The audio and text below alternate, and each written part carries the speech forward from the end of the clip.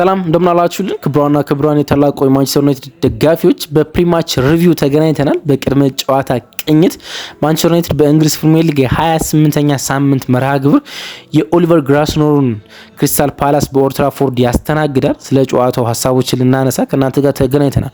ስለምታደምጡን ደግሞ ቆይታችሁን ከኛ ጋር ስለምታደርጉ ከልብ ነው የምናመሰግነው። ስለ ጨዋታው ሀሳቦችን እናነሳለን፣ ደግሞ እንወያያለን በላይናፕ ዙሪያ እንዲሁም ደግሞ በጨዋታው ስለሚኖሩ ቁጥሮች ከክሪስታል ፓላስ ጋር በቅርብ ዓመታት ስላለን ውጤት እንዲሁም ክሪስታል ፓላስ ስላለው ሰሞነኛ ፐርፎርማንስ እንዲሁም ደግሞ የአቋም መዋዠቅ በላይናፓቸው ውስጥ የአጥቂ ለውጥ ማድረጋቸው ከማቴታ ወደ ላርሰን ምክንያቱን ለማንሳት እንሞክራለን።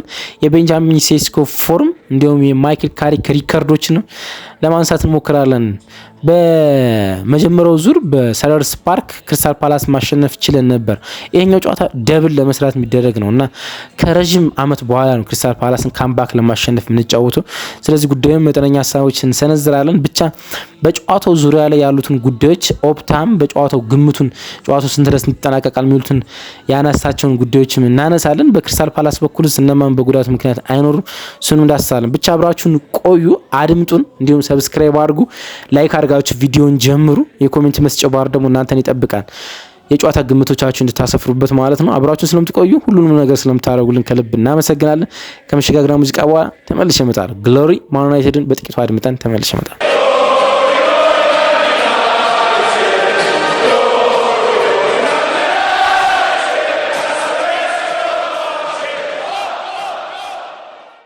ትናንትና ምሽት በበርሚንግሃም ደርቢ እንግዲህ አርብ ትናንትና ማለት ነው የበርሚንግሃም ደርቢ ነበር ወልቭስን ከቪላ ያገናኘ። እናም በሞሊኒክስ ስታዲየም ወልቭስ ቪላን 2-0 ማሸነፍ ችሏል። ይህ ደግሞ በእንግሊዝ ፕሪሚየር ሊግ የደረጃ ሰንጠረዥ ለውጥ እንደሚፈጥር እርግጥ ነው። ማንቸስተር ዩናይትድ ፓላስን ማሸነፍ የሚችል ከሆነ የደረጃቸው ጉዳይ ለውጥ ይኖረዋል ማለት ነው። 51 ነጥቦች ላይ ይገኛሉ ማለት ነው። ማንቸስተር ዩናይትድ ደግሞ አሁን ገና ከፓላስ ጋር ሳይጫወት የሶስት ጎሎች ልዩነት አለው ከቪላ ወይም ደግሞ የተሻለ ነው። ስለዚህ ፓላስን ማሸነፍ የሚችል ከሆነ ማንቸስተር ዩናይትድ በደረጃ ሰንጠረዡ ሶስተኛ ላይ ይመጣል ማለት ነው። የትናንትና ምሽት የቪላን ሽንፈት ተከትሎ ማለት ነው። ስለዚህ ኢንተረስቲንግ ነው። እንግዲህ ኢንፎርም ነው ማንቸስተር ዩናይትድ ማለት ነው። ያለፉት 10 ጨዋታዎች አልተሸነፉም። አሁን 11ኛ ጨዋታ ላለመሸነፍ የሚደረግ መርሃ ግብር ነው። በጣም ኢንፎርም የሆነው የሊጉ ቡድን በርቀት ማንቸስተር ዩናይትድ ነው። ከቦክሲንግ ዴይ በኋላ ከ2026 ማለት ነው ከቦክሲንግ ዴይ በኋላ ያልተሸነፈው ብቸኛው ቡድን ማንቸስተር ዩናይትድ ነው በእንግሊዝ ፕሪሚየር ሊግ ማለት ነው። በጣም አስቸጋሪና ብዙ ቡድኖች በሚደክማቸው እናም የፊዚካሊ ለውጥ በሚያሳዩበት በሚዝሉበት ጊዜ ማንቸስተር ዩናይትድ ብርቱ ሆኖ እንደታየ ማንሳት ይቻላል። ከቦክሲንግ ዴይ በኋላ 22 ነጥቦችን ነው ማንቸስተር ዩናይትድ መሰብሰብ የቻለ። በካሪክ ስር ደግሞ 16 ነጥቦች ማግኘት ችሏል ማለት ነው። ከስድስቱ መርሃ ግብር ካሪክ አረጋቸው 5ቱን ማሸነፍ ስለቻለ ማለት ነው። ለዚህ ደግሞ ምስጋና የሚያሻው አንድ ሰው አለ፣ ቤንጃሚን ሴስኮ።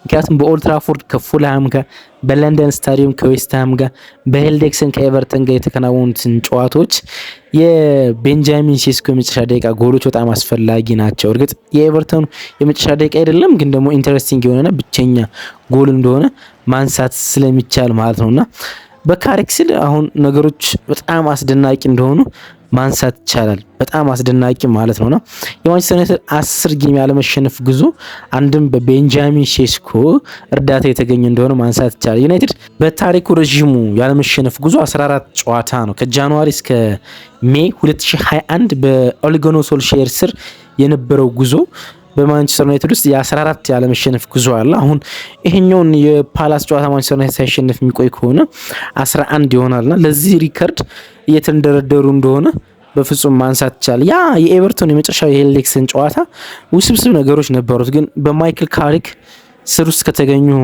የአዌይ ክሊንሺቶች ውስጥ እንደ አንዱ ነው። ማንቸስተር ዩናይትድ ክሊንሺት ሲያስመዘግብ ከማርች 2025 ኦልሞስት ከአንድ ዓመት በኋላ ለመጀመሪያ ጊዜ ነበር ከሜዳው ውጭ ክሊንሺት ሲያስመዘግብ። እናም ይሄኛውም ክሊንሺት የተገኘ በካሪክ ስር ነው። ለካሪክ ነገሮች ሁሉ በጣም ድንቅ እንደሆኑ ወይም ደግሞ በጣም አስደናቂ እንደሆኑ ማንሳት ይቻላል። እንግዲህ ማንቸስተር ዩናይትድ ይሄኛውን መርሃ ግብር ማሸነፍ የሚችል ከሆነ በሜዳው 4 ተከታታይ ጨዋታዎችን ማሸነፍ ይችላል። ማይክል ካሪክ 4 ተከታታይ ጨዋታዎችን አሸንፏል ኦልሬዲ በሜዳው ማለት ነው። 4 ተከታታይ ጨዋታዎችን ማሸነፍ ችሏል። 4 ተከታታይ ጨዋታዎች የምንለው በሁለት ስፒልስ ነው። 2021 ወደ ማንቸስተር ዩናይትድ መጥቶ አንድ የሜዳ ጨዋታ አሸንፏል። አሁን 3 አሸንፏል፣ 4 ማለት ነው። ክሪስታል ፓላስ ማሸነፍ የሚችል ከሆነ 5 ተከታታይ የሜዳ ጌሙን አዲስ አሰልጣኝ ሆኖ ማሸነፍ ይችላል ማለት ነው። ይህን ማድረግ የቻለው አሰልጣኝ ፍራንክ ኦሪፈራል ነው። ፍራንክ ኦሪፈራል በ1971 5 ተከታታይ ጨዋታዎችን የመጀመሪያ የማንቸስተር ዩናይትድ አሰልጣኝ ሆኖ ማድረግ ችሏል። እርግጥ ፍራንክ ኦሪፈራል 6 ነው ያሸነፈው በተከታታይ ማለት ነው። አሁን ካሪክ 5 ማሸነፍ ከሆነ ከ1971 በኋላም የብቸኛውና የመጀመሪያው የማንቸስተር ዩናይትድ አሰልጣኝ ይሆናል። በአዲስ ቅጥር በአዲስ አሰልጣኝነት ተከታታይ 5 የሜዳ ጨዋታዎችን በማሸነፍ 6 ከሆነ ከኦሬል ፍራል ጋር ይስተካከል 7ኛ የሜዳ ጌሙን በተከታታይ የሚያሸንፍ ከሆነ ብቸኛው በማንቸስተር ዩናይትድ አሰልጣኝ ታሪክ ሰር አሌክስ ፈርጉሰን፣ ቦቢ ሮቢንሰን ማንም ያላሳካውን ማሳካት ይችላል ማለት ነውና ለማይክል ካሪክ በጣም ኢንተረስቲንግ የሆነ ሪከርድ ነው እነዚህን ጨዋታዎች ያሸነፉ መቀጠል ማለት ነው። ስለ ሴስኮ ማንሳት በጣም ግዴታ ነው አይደል? ከአሞሪም ስንብት በኋላ በአሞሪም ስር ብዙ እንደዛም ያሰላለፍ እድል አልነበረውም። ዳረን ፍሌቸር እንደመጣ በቋሚ አሰላለፍ ውስጥ ተጠቀመበት። ማይክል ካሪክ የጌም ስታርተር ኤንድ ፊኒሸር የሚባል ኮንሴፕት እየተጠቀመ ያለ ይመስላል። በአንደበቱ ሰምተን አናውቅም፣ አውርታችሁ ይሆን አላውቅም። ስለ ስታርተርና ፊኒሸር አሁን በእግር ኳስ ውስጥ እየተዘወተረ ያለ አንድ ኮንሴፕት ነው። የፉልሃሙ አሰልጣኝ ማርኮ ሲልቫ፣ የአርሰናል አሰልጣኝ ማይክል አርቴታ ይህን ቃላት ሲጠቀሙበት ይታወቃል። ከዚህ ቀደም ለመጀመሪያ ጊዜ የተሰማው በሞናኮ ቤት እያለ ኒኮ ኮቫች አሁን የቦሩሲያ ዶርትመንዱ አሰልጣኝ ይህን ኮንሴፕት ሲጠቀምበት ነበር። ስታርተር ኤንድ ፊኒሸር፣ ቤንች እና ስታርተር የሚለው እንኳን ተቀያሪ ተጫዋቾች ሳይሆን ጨዋታው የሚጀምሩና የሚጨርሱ ተጫዋች የሚለውን ኮንሴፕት ማለት ነውና አስባችሁ በመጨረሻው ደቂቃዎች ውስጥ የተቃራኒ ቡድን ጉልበት በሚዝልበት ሰዓት ውስጥ የቡድናችሁን አስፈሪ ተጫዋች ለመጠቀም መሞከር ማለት ነው። እናም በመጀመሪያው ደቂቃዎች ውስጥ የሆኑ ተጫዋቾች ትጠቀማላችሁ። የተቃራኒ ቡድን በደከመበትና በዛለበት ሰዓት ውስጥ በጣም አስፈሪውን ተጫዋች ለመጠቀም መሞከር እና ጨራሹን ተጫዋች ለመጠቀም መሞከር ማለት ነውና ጨዋታው የሚጨርስና የሚጀምሩና ጨዋታው የሚጨርሱ ተጫዋቾች አሉ፣ ጨዋታውን የሚጀምሩ ተጫዋቾች አሉ። ከሚጨርሱ ተጫዋቾች አንዱ ቤንጃሚን ሴስኮ የሆነ ይመስላል። ተከታታይ ተጫዋቾች ጎል እያስቆጠረ ነው። በጣም ፎርም ላይ ነው ያለ፣ ግን ጨዋታዎች ላይ አይጀምርም። ቢኮዝ ጨዋታዎችን ባለመጀመሩ ደግሞ የተከፋ በፍጹም አይመስልም። ከካሪክ ጋር ያለው ግንኙነት በጣም አስደናቂ ነውና ቤንጃሚን ሴስኮ አሁን በማንቸስተር ዩናይትድ ፊኒሸር የሆነ ተጫዋች የሆነ ይመስላል። ጨዋታን የሚጨርስ ተጫዋች ማለት ነው። ምክንያቱም ዳታዎቹ እሱን ይነግሩናል። ከአሞሪም ስንብት በኋላ ከ6 የፕሪሚየር ሊግ ጨዋታ 5 ጎል ነው ማስቆጠር የቻለ፣ ግን ደግሞ የተጫወተው 233 ደቂቃዎችን ብቻ ነው። በአቬሬጅ ጎል ለማስቆጠር የሚፈጅበት የደቂቃ መጠን 46 ደቂቃ ከ34 ሰከንድ ነው። ያን ያህል በጣም ፍጹም ኢንፎርም እንደሆነ ማንሳት ይቻላል። በ2026 ከፔናልቲ ውጭ ብዙ ጎል ያስቆጠረ የፕሪሚየር ሊግ ተጫዋች እሱ ነው፣ 5 ጎል ማለት የእሱን ያህል ጎል ያስቆጠረ ተጫዋች በፕሪሚየር ሊግ ውስጥ የለም ከፔናልቲ ውጭ ማለት ነው። በጣም ጥሩ ፎርም ላይ ያሉ ናቸው የሚባሉ ተጫዋቾች አሉ፣ ጃው ፔድሮ ወይም ደግሞ ቪክተር ኬሬሽ፣ ግን የፍጹም ቅጣት ምት ጎሎች አሏቸው እነሱ ማለት ነው። እንግዲህ ዩናይትድ በካሪክ በኦልድ ትራፎርድ እስካሁን ነጥብ አልጣለም፣ አቻም አልወጣም በኦልድ ትራፎርድ ማለት ነው።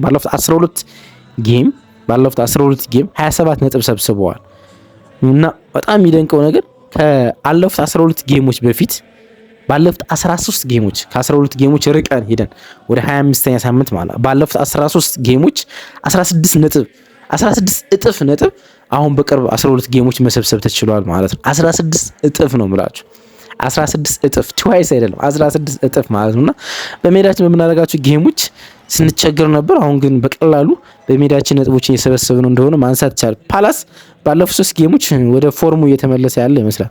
2 ጌሞችን ስላሸነፈ ማለት በኮንፈረንስ ሊግ የቦስኒያ ሄርዞጎቪናን ዜሌንስኪ የሚባለውን ቡድን ማሸነፍ ችለው ወደ ራውንድ 60 ማለፍ ችለዋል። በሜዳው ቦስኒያ ላይ ሄዶ አንዳቻ ተለያይቷል፣ ግን አሁን በሜዳቸው 2-0 አሸንፈው ማለፍ ችለዋል። ከዛኛው ጌም በፊት ደግሞ ወልቭስን በፕሪሚየር ሊጉ ባለፈው ሳምንት በኢቫን ጎሬስት የ90 ደቂቃ ጎል ማሸነፍ ችሏል። የኢቫን ጎሬስት የመጀመሪያ ጎል ነው ከ16 ጌም በኋላ ማለት ነው። ለቪላ 13 ጌሞችን አድርጎ ጎል ማስቆጠር አልቻለም ነበር። ከዛ በውሰት አስፈረሙት። ኦሊቨር ግላስነር የክሪስታል ፓላስ አሰልጣኝ 3 ጨዋታዎችን አጫወቱት፣ 2ቱን በቋሚነት ጀምረ። በወልቭሱ ጨዋታ ደግሞ 3 ነጥብ ሰጣቸው ማለት ነውና ወደ ብቃቱ ወደ የሚፈለግበት ጥራት የመለሱት ይመስላሉ። ቪላ ተጫዋች ነው። ቪላዎች ግን በተፈለገው ደረጃ አልተጠቀሙበትም፣ ደግሞም ጎልም አላስቆጠረላቸው ማለት ነው። ፓላስ እንግዲህ በጣም ተቸግሯል። ሰሞነኛ ፐርፎርማንሱ ማለት ይችላላችሁ በጣም ተቸግሯል። የሊጉ የመጀመሪያ ሳምንታት አካባቢ ላይ በሊጉ ደረጃ ሰንጠረዥ 4ኛ ነበረው፣ ወደ 15ኛ ነው ያሽቆለቆለ። ከዛ በኋላ አሁን ወደ 13 መጥቷል። ግን ብዙ ጨዋታዎች ውስጥ ለማሸነፍ ወደ 9 ጌም ምናምን ለማሸነፍ ተቸግሮ በቅርብ ሳምንታት ነው ጨዋታዎችን ሲያሸንፉ የተመለከትን ምንገኝ። ያን ያህል በጣም በፎርም ወርደው ነበር የኦሊቨር ግላስነር ቡድን። አንዳንድ የተጫዋች ጉዳትም የረበሻቸው ይመስለኛል። ደግሞ ተከላካይ ለቀዋል አይደል? የቡድናቸውን አምበል ማርክ ጌን ወደ ሲቲ ሸኝተዋል። እሱም የጎዳቸው ይመስል አንድ ውስብስብ ጉዳይም ነበረ። ያን ፊሊፕ ማቴታ ወደ ሚላን ሊያቀና ሁሉም ነገር ጨርሶ እነሱ ለሱ ምትክ ላርሰንን ከወልቭስ አስፈርመው ነበር። ላርሰን ጎሎችን ያስቆጠረላቸው በቅርብ ሳምንታት ግን የፊሊፕ ማቴታ ጉዳት ነበረበትና ፊዚካሊ ላይ ወደቀ እና ውስብስብ ነገር ነበረው በዝውውሩ መጨረሻ ሳምንታት ላይ እናም ቀረ።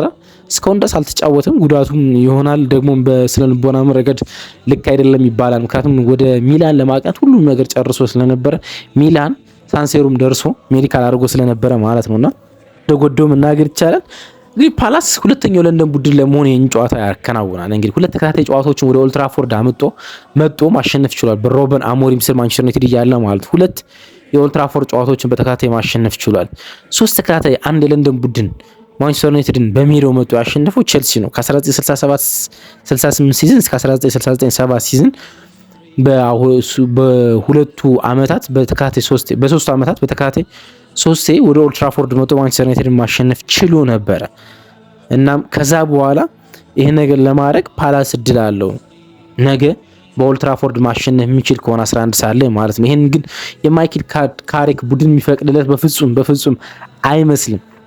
ስለ ኤቫን ግረስት የክሪስታል ፓላስ አጥቂ ያወራ ነበር። በጣም ጥሩ ፎርም ላይ ያለ ሁለት ጨዋታ ጀምሮላቸዋል። ግን አሁንም ዳኮር የቡድኑ አጥቂ ኤዲ ኒኪታ የረጅም ጊዜ ጉዳት ስላለባቸው በጨዋታው ላይ አይኖሩም። ግን አንደኛው መልካም ጉዳይ አማካኙ ጄፈርሰን ለርማ ከረጅም ጊዜ ጉዳት በኋላ ይመለሳል። ያም ፊሊፕ ማቴታም ከዛ የዝውውር ሁኔታ ቅድም ካልኳቸው ውስብስብ የዝውውር ሁኔታ በኋላ ወደ ላይንአፕ ሊመለስ ይችላል። ወደ ላይንአፕ ባይመለስም እንኳን ወደ ተጠባባቂነት ቦታ ላይ የመመለስ እድል አለው። ሴስኮ እንግዲህ ቅድም እንዳልነው ያለፉት 4 ጨዋታዎች 3 ጎሎችን ማስቆጠር ችሏል። ስለዚህ በዚህኛው ጨዋታ ብዙ ደጋፊ በቋሚ አሰላለፍ ሲጠብቀዋል። ግን ለኔ አሁንም ብራያን ምቤሞን በቋሚነት የሚጠቀሙ ይመስለኛል። ማይክል ካሪክ ሊቻ ከጉዳት የመመለስ እድል አለው። በተጠባባቂ ቦታ ላይ ይጀምራል።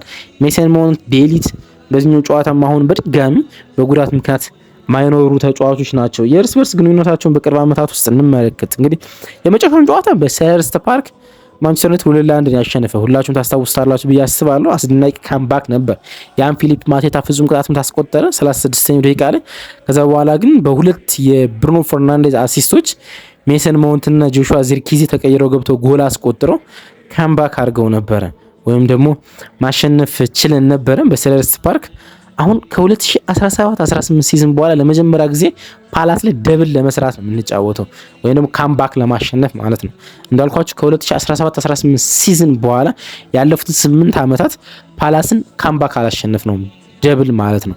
ወይ በሜዳችን እናሸንፈዋለን ወይም ከሜዳ ውጭ እናሸንፈዋለን ማለት ለዛ ነው የምንጫወተው። ፓላስ እንግዲህ ቅድም እንዳልነው በሜዳችን ጥሩ ሪከርድ አሉት። ለምሳሌ ካለፉት 6 የኦልድ ትራፎርድ ጨዋታዎች 4ቱን አሸንፈውናል።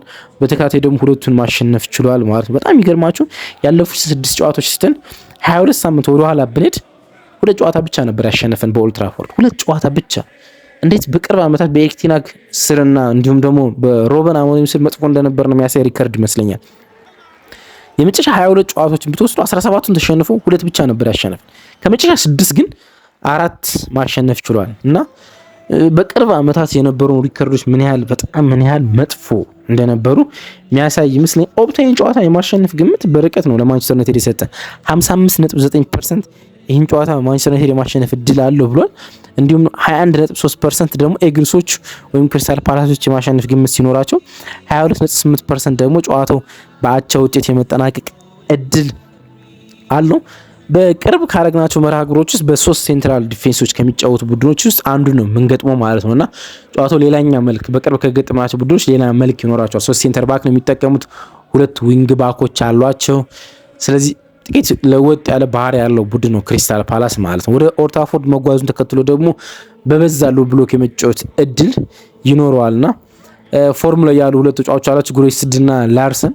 ስለዚህ ፓላስን ለመቆጣጠር ጥቂት አስቸጋሪ ነው፣ ግን የማይክል ካሪክ ቢስት ይሄን ነገር የማድረግ እድል አለው። ከሚፈጥራቸው የጎል እድሎች፣ ትራንዚሽኖች የብሩኖ ፈርናንዴዝ እና የኮቢ ማይኑ በጣም ፎርም ላይ መገኘት ጨዋታው ማንቸስተር ዩናይትድ ለማሸነፍ ይረዳዋል። በማይክል ካሪክ ውስጥ የላይን አፕ ለውጥ ይኖራል ተብሎ አይጠበቅም። ሊቻ አሁንም ጉዳት መጠነኛ ጉዳት ላይ ስላለና ከቤንች ይነሳል ተብሎ ስለሚጠበቅ ሌኒሮ በቋሚ አሰላለፍ ውስጥ ሊኖር ይችላል። በባለፈው የኤቨርተን ጨዋታ ፍጹም አስደናቂ ነበር። ሌኒሮ ጨዋታውን ለማሸነፋችን ወሳኙን ጎል ያስቆጠረው ቤንጃሚን ሼስኮ ይሁን እንጂ በጨዋታው ስለመቆየታችን ግን ትልቁን ጉል ድርሻ የወሰደው ሌኒሮ እንደነበረ ማስታወስ ይቻላል። ከዛ ውጭ የላይን አፕ ለውጥ ይኖራል ተብሎ በፍጹም አይጠበቅም። ሰን ላይመንሰን በድጋሚ የማንቸስተር ዩናይትድ ግብ ጠባቂ ነው ይጀምራል። ሁለቱን ፉልባክ ሉክ ሾው እና እንዲሁም ፖርቹጋላዊ ዲያጎ ዳሎ ይኖራል። ማጉዌር ከሌኒሮ ይጣመራሉ። ኮቢ ማይኖና ካስሜሮ አሁንም ይኖራሉ። ብሩኖ ፈርናንዴዝ ከነሱ ፊት ይሆናል።